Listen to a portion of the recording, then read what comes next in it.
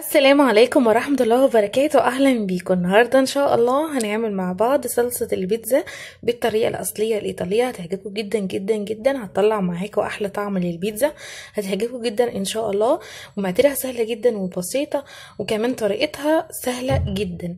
أنا عندي هنا المقادير بتاعتي، ده نص كيلو من الطماطم المبشورة ومعصورة من البذر زي ما انتوا شايفين كده. أنا ما عملتش فيها أي حاجة غير إني بشرتها وصفتها من البذر.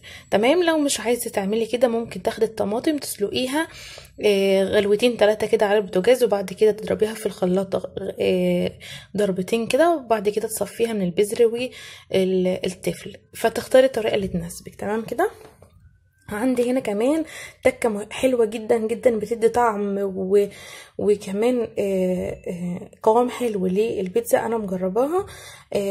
حوالي نص كوبايه من الكاتشب، او ممكن لو مش عندك كاتشب ممكن تستبدليها بالصلصه الطماطم العاديه، او لو انت هتضيفي لو هتستخدمي معجون طماطم او صلصه طماطم، ففي الحاله دي هتستخدمي معلقه من العسل الابيض او معلقه من السكر على حسب المتوفر عندك، عشان تقضي على الحناطه او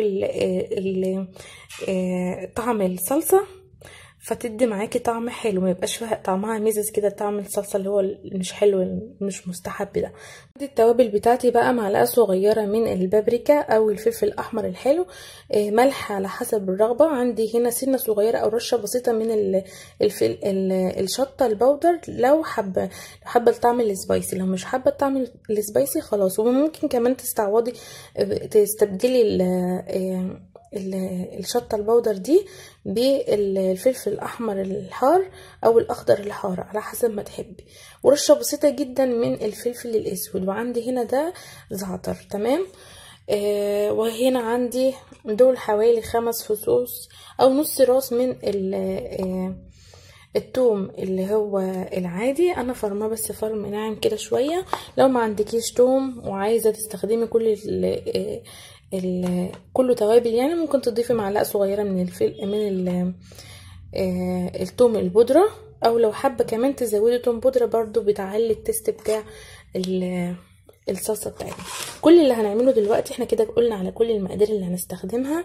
هناخد كل حاجه على بعضها. هناخد الكاتشب، او زي ما قلنا ممكن نستبدله بصلصه الطماطم، زائد معلقه صلصه، قصدي معلقه سكر او عسل ابيض، عشان نقضي على طعم الصلصه وتدي طعم حلو للصلصه. تمام. انا حطيت التوابل بتاعتي. هنحط كمان الثوم. عندي هنا كمان في المقادير بتاعتي دي حوالي ربع كوبايه من الزيت النباتي العادي او زيت زيتون المتوفر عندك. تمام كده.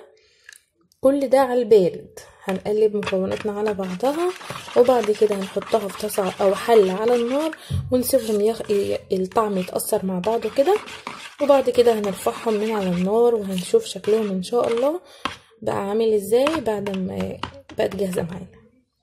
كده شكل الصلصه بتاعتنا بعد ما قصرت زي ما انتم شايفين. انا ما عملتش فيها اي حاجه، مجرد ان انا رفعتها على النار في طاسه كده وسبتها لحد ما قصرت كده. اخدت معايا حوالي 10 دقايق على نار هاديه.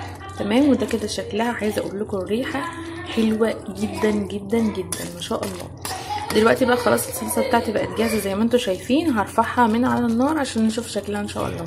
وده كده شكل الصلصه بتاعتنا زي ما انتم شايفين. ده كده قوامها وهي لسه سخنه زي ما انتم شايفين كده. لما بتبرد قوامها بيتقل عن كده. تمام.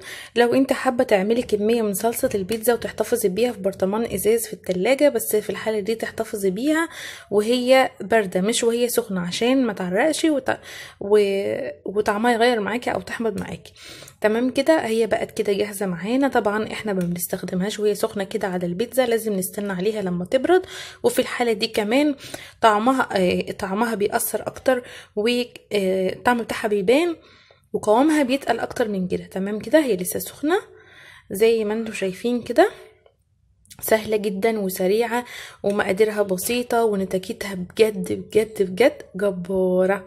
بتدي طعم رهيب للبيتزا، بتغير البيتزا بتاعتك 360 درجة للأحسن طبعا.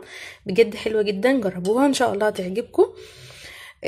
لو عجبكم الفيديو ما تنسوش تعملوا لايك وشير للفيديو واشتراك في القناة لو بتشوفوا قناتنا لأول مرة، وما تنسوش تفعلوا الجرس عشان يوصلكم كل جديد ان شاء الله بننزله في قناتنا. والسلام عليكم ورحمة الله وبركاته. مع السلامة.